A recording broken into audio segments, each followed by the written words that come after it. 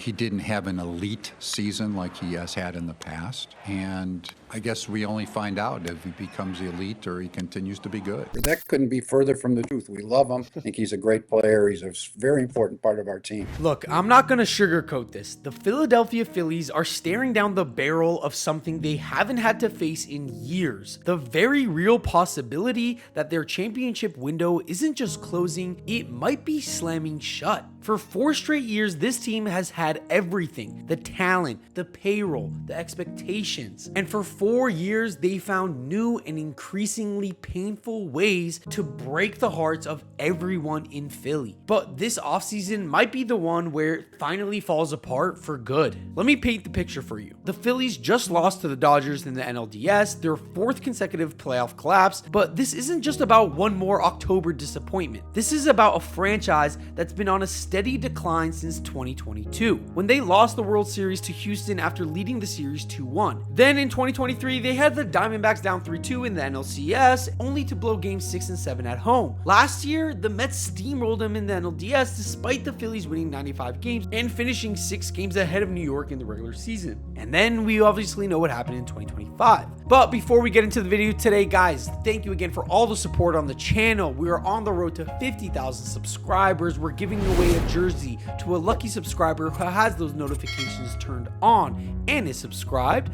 So without further ado, this upload's winner is at Sev the Surgeon. Appreciate you. Thank you for all the support. Go Rams, by the way. We had a great win against Seattle today. That's why I'm wearing the jersey. But let's get right into the story. So here's what makes this so brutal. The Phillies are 3-10 in their last 13 postseason games. And in their last 10 playoff games, they've hit a pathetic 195 as a team. Bryce Harper hit 206 with 1 home run and 3 RBIs in those 10 games. Kyle Schwarber hit 162 with 3 home runs and 4 RBIs, and 2 of those bombs, mind you, came in 1 single game. The guys they've been paying to be superstars have been disappearing when the lights are brightest. But it gets worse. After losing the 2022 World Series, the Phillies have taken a step back every single postseason. NLCS in 2023, NLDS in 2024, and 2025. That's not a team that's learning from their mistakes. That's a team that's falling backwards. And the most recent loss was honestly painful. They were tied 1-1 with the Dodgers entering the bottom of the 11th, looking to even the series after crushing the Dodgers 8-2 in Game 3. Then relief pitcher Orion Kerkering did this. Pages breaks his bat. Kerkering throws to the plate. Oh my goodness! He throws it away! 4 years of championship aspirations ended on a throwing error. Now, here's where it gets worse. The Phillies are about to lose a massive chunk of their roster to free agency, and replacing these guys isn't going to be easy. So let's break it down. First of all, of course, Kyle Schwarber. And this is the big one. The man just led the NL in home runs, RBIs, and had his best season at 32, and is about to get paid. And we're talking about $140 million probably. Potentially 4 to 5 years, $30 million a year. Schwarber made history this year, becoming only the 2nd player in Phillies franchise history to hit 50 home runs in a season. He played all 162 games for the first time in his career, and he was an MVP finalist. But now, obviously, teams like the Red Sox, Tigers, Mets, Padres, Reds, and Braves are all calling for Schwarber. The Phillies know what they have to lose. They have extended him a qualifying offer of $22 million, which he will almost certainly decline to seek a multi-year deal. But can they actually afford to bring him back? That's the $140 million question.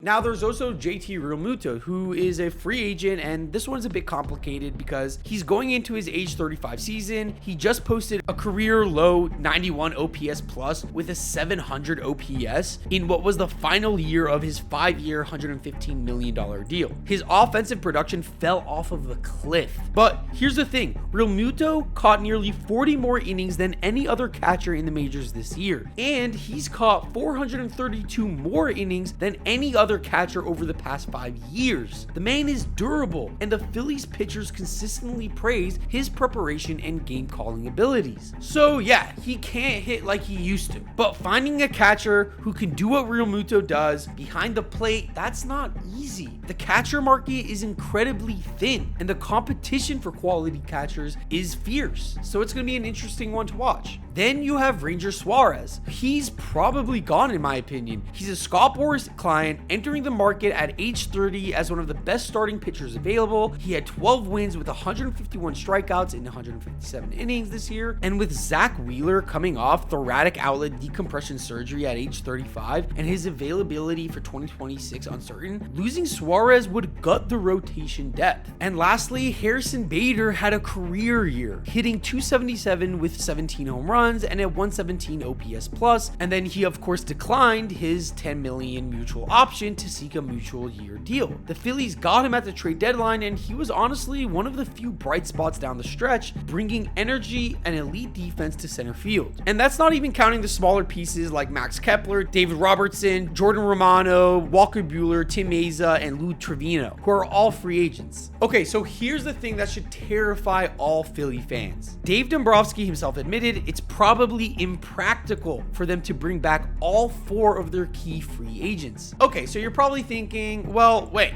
the Phillies have money, just pay everybody. Well, not so fast, because guys, let me show you how financially screwed the Phillies kinda are. The Phillies 2025 payroll for luxury tax purposes came in at about $313 million.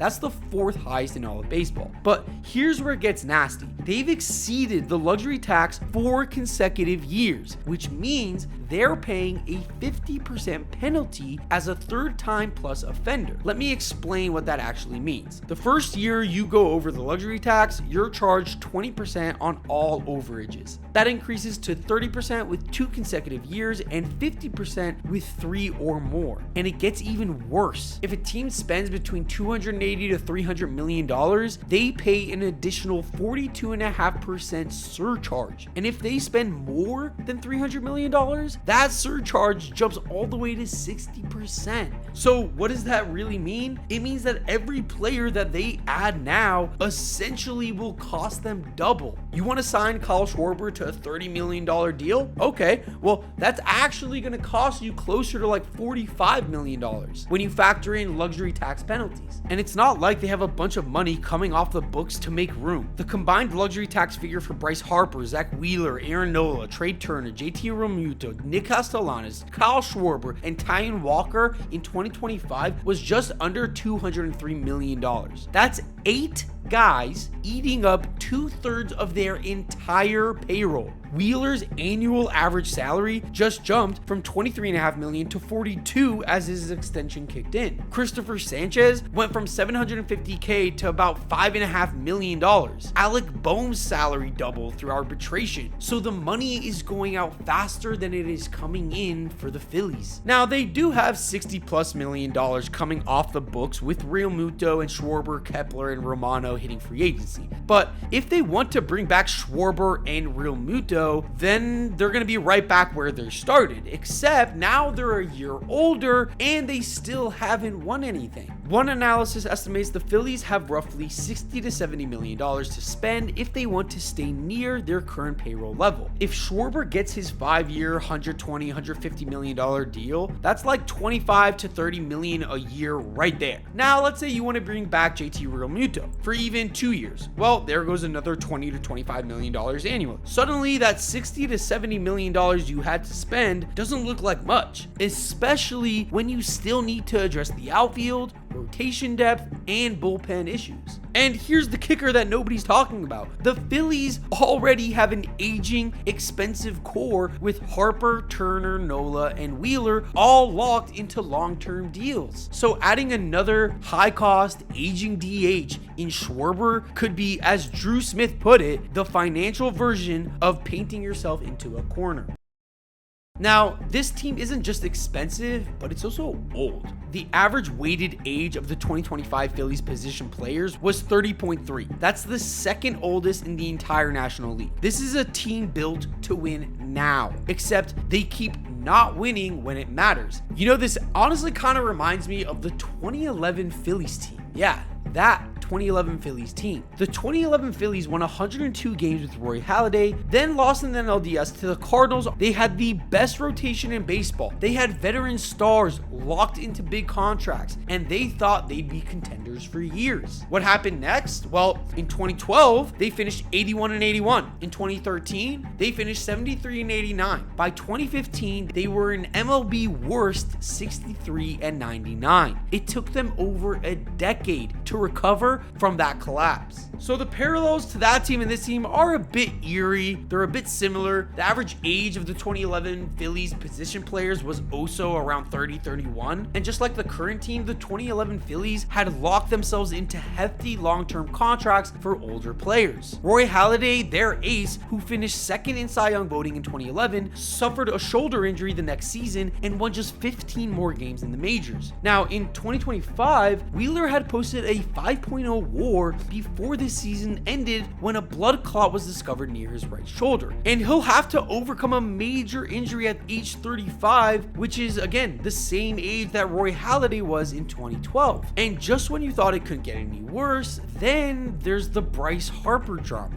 And this one's been brewing under the lid, and it's getting a little bit ugly. Nothing crazy, but it is something to monitor. After the NLDS, Dombrowski was asked about Harper's 2025 season and responded pretty eerily. He's still a quality player. He's still an all-star caliber player. He didn't have an elite season like he has had in the past. And I guess we only find out if he becomes elite or he continues to be good. Your franchise player just had a down year playing through injury, and that's how you respond publicly? Dave Dombrowski doesn't sound like a man who's confident in keeping his franchise superstar. Harper hit .261 with 27 home runs, 75 RBIs, and an .844 OPS in 132 games. Numbers that were down from his usual production, but Harper came to his own defense saying, "All players get hurt. I hurt my wrist this year and I missed a month. Of course I don't have a full year's numbers." Now, the comments obviously sparked immediate trade speculation, and Harper did not take it well. Quote, "I have given my all to Philly from the start," Harper told The Athletic. "Now there's trade talk. I made every effort to avoid this. It's all I heard in DC with the Nationals. I hated it. It makes me feel uncomfortable." You see, Harper signed a 13-year, $330 million